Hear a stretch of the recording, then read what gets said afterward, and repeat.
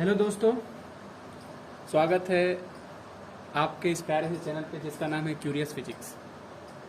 आज हम एक बहुत ही इम्पोर्टेंट टॉपिक पे डिस्कशन करने वाले हैं। ये टॉपिक जो आपका एमएससी के अंदर या आपका बीएससी सेमेस्टर एग्ज़ाम के अंदर आपका ये जो टॉपिक होता है वो आपका पूछा जाता है और इस पर बाकायदा इसकी थ्योरी आपको लिखनी पड़ती है। तो आज का जो मेरा बेसिक एम है वो आज हम समझेंगे कि ये जो हम आज पढ़ने जा रहे हैं, बेसिकली आज हम पढ़ने जा रहे हैं उसको बोलते हैं एनएमआर, यानी कि न्यूक्लियर मैग्नेटिक रिजोनेंस के बारे में पढ़ने जा रहे हैं। आज हम जानेंगे कि ये एनएमआर जो होता है वो होता क्या है। अगर हम एनएमआर जान लेंगे, इसके बाद का एक टॉपिक आने वाला है जो है कि ईएसआर है, इलेक्ट्रॉन स्पिन रिजोनेंस है, उसको समझने में इस एनएमआर की बहुत मदद होगी। ठीक है, तो आज जो हम पढ़ने वाले हैं वो क्या है, हमारा एनएमआर, यानी कि हम इसको बोले तो कह सकते हैं कि इसको कहते हैं हम न्यूक्लियर मैग्नेटिक रिजोनेंस। ठीक है, अब कहीं ना कहीं आपको ये समझ में आ रहा होगा कि ये न्यूक्लियर मैग्नेटिक रिजोनेंस का क्या मतलब है। अगर इसमें न्यूक्लियर शब्द का कॉन्सेप्ट आया है, इसका मतलब है कि इसमें कहीं ना कहीं न्यूक्लियर का कहीं ना कहीं प्ले रहा होगा, कहीं ना कहीं न्यूक्लियर का रोल रहा होगा। न्यूक्लियर का रोल क्या आएगा, कैसे आएगा, वो फर्दर आगे इस वीडियो में हम डिस्कशन करेंगे। पहले इस एनएमआर का यानी कि न्यूक्लियर मैग्नेटिक रिजोनेंस, कभी कभी इसको हम बोल देते हैं एमआरएस, यानी कि मैग्नेटिक रिजोनेंस स्पेक्ट्रोस्कोपी भी इसको बोल देते हैं। एमआरएस का मतलब होता है मैग्नेटिक रिजोनेंस स्पेक्ट्रोस्कोपी भी इसे बोला जाता है, लेकिन बेसिकली जो मेन नेम से जाना जाता है उसे बोलते हैं न्यूक्लियर मैग्नेटिक रिजोनेंस। ओके, आज हम जानेंगे कि ये जो एनएमआर है इसका यूज क्या होता है।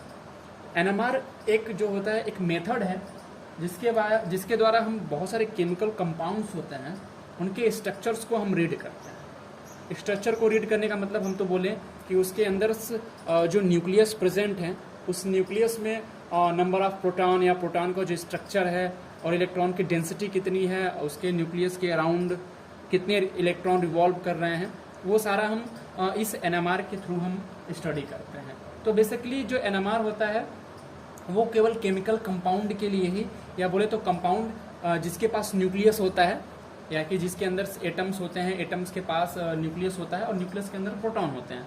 तो बेसिकली जो प्रोटॉन रखते हैं जो कंपाउंड्स, और उन्हीं के लिए हम एनएमआर का यूज करते हैं। मेनली हम कार्बन बेस्ड कंपाउंड जो होते हैं उनके लिए हम ये एनएमआर का यूज करते हैं। और एनएमआर हमारा बताता है कि कोई हमारा केमिकल कंपाउंड का हमारा स्ट्रक्चर कैसा है। तो हमको अभी तक ये क्लियर हो गया कि जो एनएमआर होता है वो क्या बताता है, किसी भी केमिकल कंपाउंड का स्ट्रक्चर बताता है। ठीक है, दैट्स वाई। अब क्या करते हैं, हम जानते हैं कि जितने भी केमिकल कंपाउंड होते हैं, थोड़ी सी थ्योरी है, शुरुआत में इसको समझना है, समझ लेंगे मेरा जो क्लियर कॉन्सेप्ट है वो पूरा क्लियर हो जाएगा, सारा कॉन्सेप्ट क्लियर हो जाएगा। बस समझना है कि ये इसके पीछे का रीज़न क्या है। तो सबसे पहले एक छोटा सा थ्योरी ये है कि हम जानते हैं कि जितने भी केमिकल कंपाउंड होते हैं सब कहीं ना कहीं मॉलिक्यूल से मिलके बने होते हैं।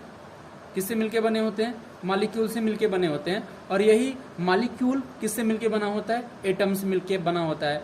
और एटम्स के अंदर क्या होता है? एटम्स के अंदर एक बहुत ही डेंस पॉइंट होता है, पॉजिटिवली डेंस पॉइंट होता है, जिसे हम लोग क्या बोलते हैं?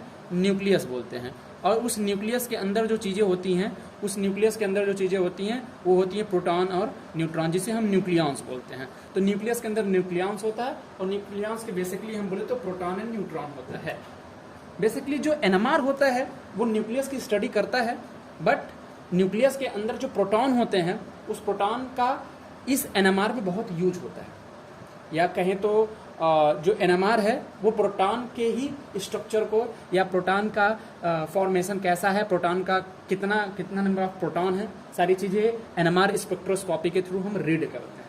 ठीक है, अब क्या करते हैं कि इसके अंदर जो हमारा स्ट्रक्चर होता है किसी मॉलिक्यूल का, हम इस एनएमआर का यूज करके मॉलिक्यूल का स्ट्रक्चर को हम डिटेक्ट कर लेते हैं।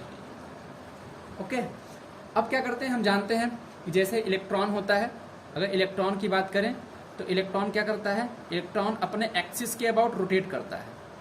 इलेक्ट्रॉन अपने एक्सिस के अबाउट रोटेट करता है, ये सबको पता है। इलेक्ट्रॉन की एक इंट्रिंसिक स्पिन होती है, या तो वो प्लस हाफ, या तो क्या करता है क्लॉकवाइज मूव करता है, या वही इलेक्ट्रॉन क्या करता है एंटी क्लॉकवाइज मूव करता है, ठीक है, डाउन स्पिन होती है।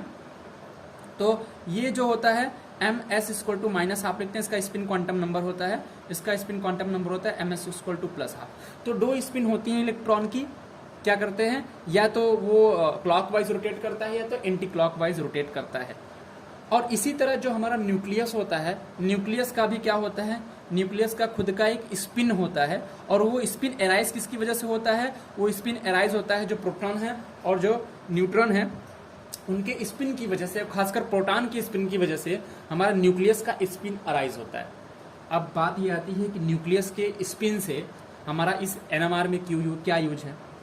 न्यूक्लियस का स्पिन एनएमआर में बहुत बड़ा रोल प्ले करता है। हमने बोला पहले ही कि अगर हम एनएमआर समझ लेंगे तो ईएसआर समझना हमारे लिए बहुत आसान हो जाएगा। अब एक एक चीज़ को हम कॉन्सेप्ट क्लियर करके चलते हैं, ज़्यादा लिखने की ज़रूरत नहीं है। अगर आप समझ लेंगे तो इसकी जो थ्योरी आप खुद बना के लिख सकते हैं कि इस एनएमआर का कैसे यूज होता है, स्टार्टिंग कहाँ से करते हैं और कैसे इसको ख़त्म करते हैं, ठीक है, कहाँ से इसको द एंड करते हैं, कितना लिखना है, वो सारी चीज़ें इसमें क्लियर हो जाएंगी। अब बात करें हम इससे से कि न्यूक्लियस का भी एक स्पिन होता है। अब हम बात करें कि जो चीज़ें स्पिन कर रही हों या ऑर्बिटल मोशन कर रही हों, एक तौर के लिए हम न्यूक्लियस बनाएं और न्यूक्लियस के बाहर हम इलेक्ट्रॉन ले लें। तो इलेक्ट्रॉन क्या करता है, न्यूक्लियस के बाहर अकॉर्डिंग टू बोहर्स मॉडल क्या करता है, वो ऑर्बिटल यानी सर्कुलर ऑर्बिटल पे वो मूव करता है। अब जब भी कोई इलेक्ट्रॉन की बात करें, आप बोले कि जब भी कोई चार्ज पार्टिकल, इलेक्ट्रॉन ही नहीं, जब भी कोई चार्ज पार्टिकल चाहे पॉजिटिवली हो और चाहे निगेटिवली हो, वो क्या करते हैं, मूव करते हैं। क्या करते हैं, मूव करते हैं। तो उनके मूवमेंट की वजह से, चाहे वो स्पिन मोशन करे और चाहे वो ऑर्बिटल मोशन करे, उनके मूवमेंट की वजह से क्या होता है, ये जो इलेक्ट्रॉन होते हैं, ये जो चार्ज होते हैं, वो एक्ट करते हैं किसकी तरह, मैग्नेटिक डाइपोल की तरह। क्या, टीनी बार मैग्नेट की तरह ये बिहेव करते हैं। जैसा लगता है कि एक छोटा सा चुंबक है ना, टीनी बार मैग्नेट की तरह बिहेव करता है जब भी कोई चार्ज पार्टिकल स्पिन करता है या ऑर्बिटल मोशन करता है। और जब भी कोई हमारा जो चार्ज पार्टिकल्स होता है स्पिन करता है, यानी वो मैग्नेट की तरह बिहेव करता है, तो उसकी वजह से उसका डाइपोल मोमेंट अराइज होता है, जो कि होता है I multiplied by A for area, I for current, उसका मैग्नेटिक डाइपोल मोमेंट अराइज होता है, mu equal to I into A. ये हमें समझ गया। इसी तरह जब हमने बोला कि न्यूक्लियस भी स्पिन करता है, तो न्यूक्लियस के स्पिन की वजह से जो हमारा ओवरऑल जो न्यूक्लियस है, वो न्यूक्लियस भी किसकी तरह बिहेव करेगा, वो न्यूक्लियस भी बिहेव करेगा हमारा किसकी तरह, एक टीनी बार मैग्नेट की तरह। जितने भी एटम्स होंगे, हर एटम का एक न्यूक्लियस होगा और न्यूक्लियस हमारा क्या करेगा, स्पिन करेगा। तो स्पिन की वजह से जितने भी एटम्स होंगे वो टीनी बार मैग्नेट की तरह बिहेव करेंगे।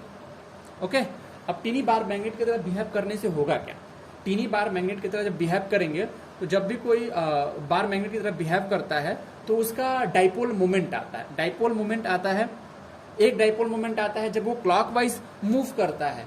जब ये, जैसे इलेक्ट्रॉन की बात करें, तो इलेक्ट्रॉन अगर क्लॉकवाइज मूव कर रहा है तो इसका क्या होगा, इसका जो डायरेक्शन आएगा डाइपोल मोमेंट का, अपवर्ड आएगा। एंटी क्लॉकवाइज मूव करेगा तो डाउनवर्ड आएगा। यानी कि इनके डाइपोल मोमेंट्स के दो डायरेक्शन होंगे, या तो अपवर्ड डायरेक्शन होगा या तो डाउनवर्ड डायरेक्शन होगा। ये दोनों जो स्टेट्स होते हैं डाइपोल मोमेंट के, वो पॉसिबल होते हैं। इसी तरह न्यूक्लियस भी क्या कर सकता है, इसके भी दो डाइपोल मोमेंट्स हो सकते हैं, या तो अपवर्ड डाइपोल मोमेंट हो सकता है, वो डिपेंड करता है कि न्यूक्लियस क्लॉकवाइज रोटेट कर रहा है कि या न्यूक्लियस एंटी क्लॉकवाइज रोटेट कर रहा है। अपवर्ड हो सकता है, डाउनवर्ड भी हो सकता है। ठीक है, तो अब तक हमने ये जाना कि हर जो हमारा केमिकल कंपाउंड होता है वो मॉलिक्यूल से मिलके बना होता है। मॉलिक्यूल के अंदर एटम्स होते हैं और एटम्स के अंदर न्यूक्लियस होता है और न्यूक्लियस मिलके बना होता है प्रोटॉन और न्यूट्रॉन से। चूंकि न्यूक्लियस स्पिन करता है तो जो स्पिनिंग न्यूक्लियस जो होता है वो एक टिनी बार मैग्नेट की तरह बिहेव करता है। अब इसका मोशन क्लॉकवाइज भी हो सकता है, एंटी क्लॉकवाइज भी हो सकता है। अकॉर्डिंग टू क्लॉक या एंटी क्लॉकवाइज रोटेशन या स्पिनिंग मोशन उसका डाइपोल मोमेंट आता है।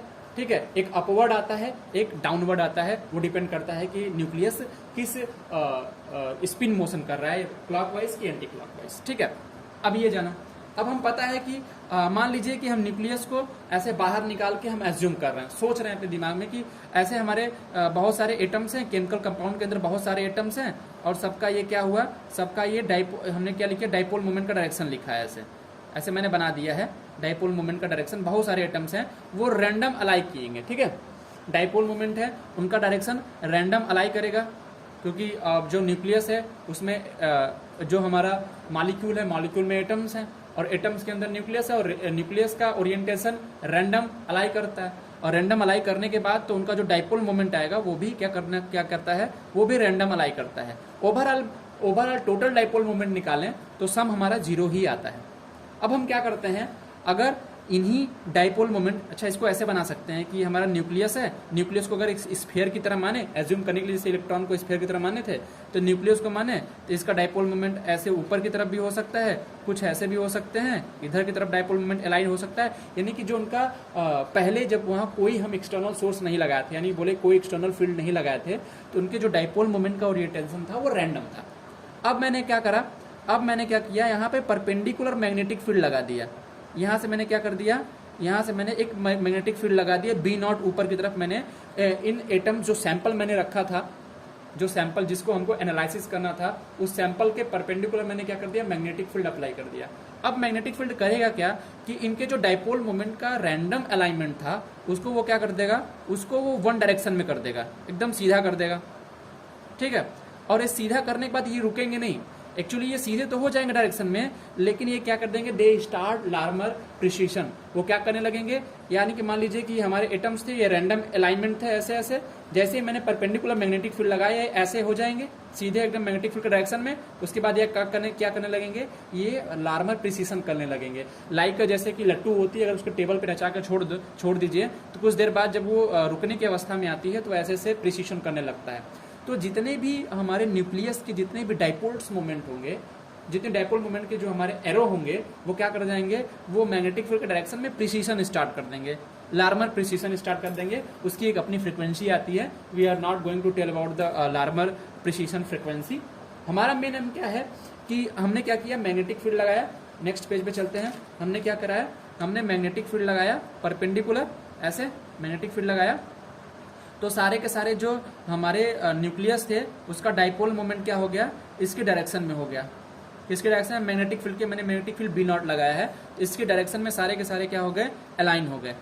ओके, ऐसे बहुत सारे हैं, मैं भी ये भी मिनिमम बना दे रहा हूँ जितना मुझसे पॉसिबल हो सकता है। यानी मैंने मैग्नेटिक फील्ड लगाया तो क्या कर देंगे, ये हमारे अलाई होने लगे, ऐसे अलाई कर गए। और अलाई करने के साथ साथ ये क्या करने लगे, रोटेट करने लगे, ये ऐसे ऐसे लार्मर प्रिसीशन करने लगे, ये मोशन का प्रिसीशन मोशन करने लगे। अब क्या होगा कि यदि अब जो इनकी प्रिसीशन की जो फ्रीक्वेंसी आएगी वो एक कांस्टेंट फ्रीक्वेंसी होती है। चूंकि हम मैग्नेटिक फील्ड चेंज नहीं कर रहे हैं, B0 कांस्टेंट मैग्नेटिक फील्ड है, हम मैग्नेटिक फील्ड चेंज नहीं कर रहे हैं, तो प्रिसीशन की फ्रीक्वेंसी भी चेंज नहीं होगी। अब चेंज नहीं होगा तो इसकी वजह से, इसके प्रिसीशन की वजह से जो हमारी जो करंट आएगी, यानी जो हमारी मैग्नेटिक फील्ड आएगी, इसके प्रिसीशन की वजह से जो मैग्नेटिक फील्ड आएगी वो क्या करेगा, वो हमारा चेंज नहीं होगा टाइम के साथ। जब टाइम के साथ चेंज नहीं होगा तो कभी भी हमारा करंट फ्लो नहीं करेगा, क्योंकि इलेक्ट्रोडायनेमिक्स यही कहता है कि यदि मैग्नेटिक फील्ड समय के साथ नहीं चेंज हो रहा है तो कभी भी हमारा इंड्यूस्ड करंट नहीं फ्लो होगा, ठीक है। लेकिन अब क्या करते हैं, अब यहाँ से हम क्या करते हैं,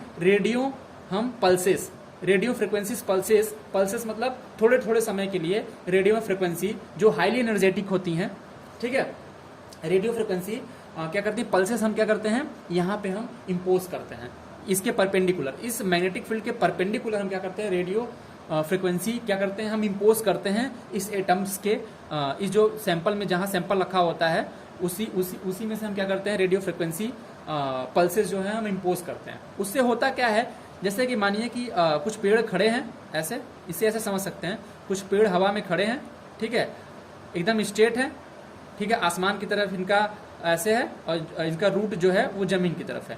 लेकिन जैसे ही एक हवा का झोंका आता है, ये पेड़ क्या करते हैं, ऐसे एक समय के लिए इस तरफ झुकते हैं, फिर हवा गुजर जाती है और सीधे हो जाते हैं।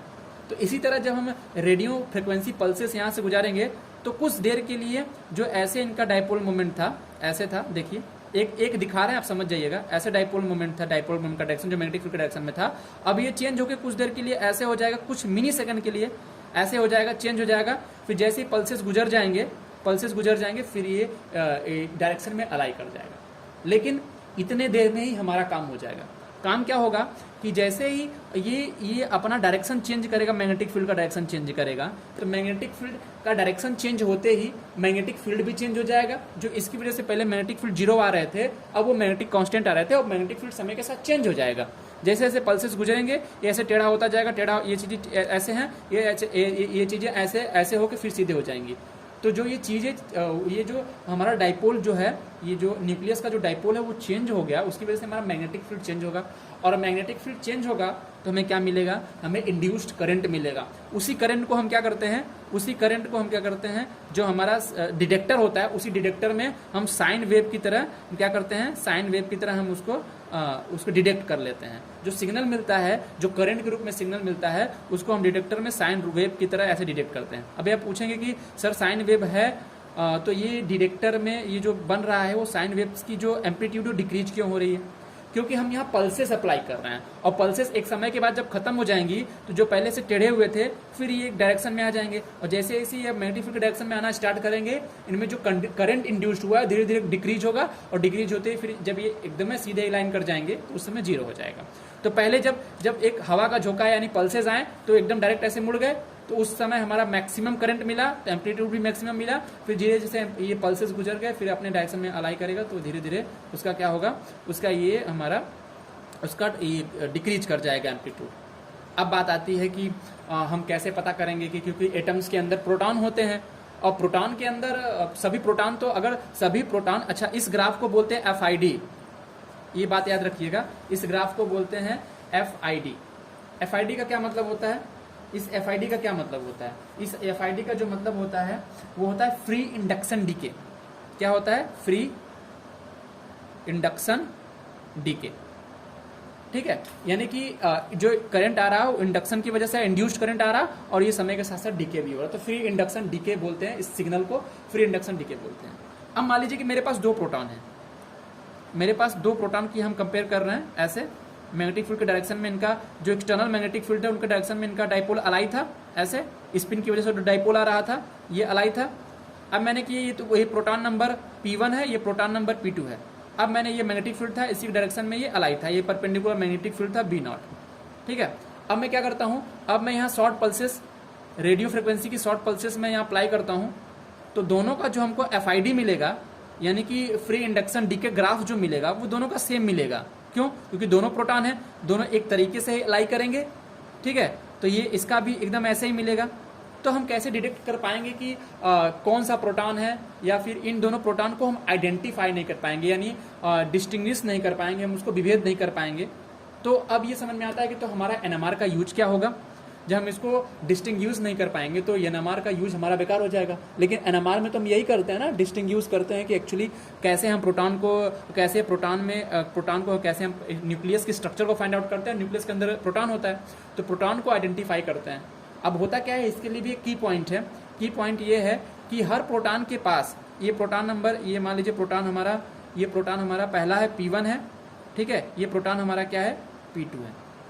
अब ये प्रोटॉन के पास जो सराउंडिंग होती है, इसका जो इन्वायरमेंट होता है, क्योंकि हर प्रोटॉन के पास, प्रोटॉन मतलब न्यूक्लियस होता है, न्यूक्लियस के बाहर इलेक्ट्रॉन रिवॉल्व करते हैं, तो जो इनका इलेक्ट्रॉनिक डिस्ट्रीब्यूशन होता है प्रोटॉन के पास, वो किसी का कम हो सकता है, किसी का मोर हो सकता है, और किसी का लेस हो सकता है। इलेक्ट्रॉनिक डिस्ट्रीब्यूशन किसी के बाहर, न्यूक्लियस के बाहर जो इलेक्ट्रॉन का डिस्ट्रीब्यूशन होता है किसी भी एटम के लिए, किसी का ज़्यादा हो सकता है, किसी का कम हो सकता है।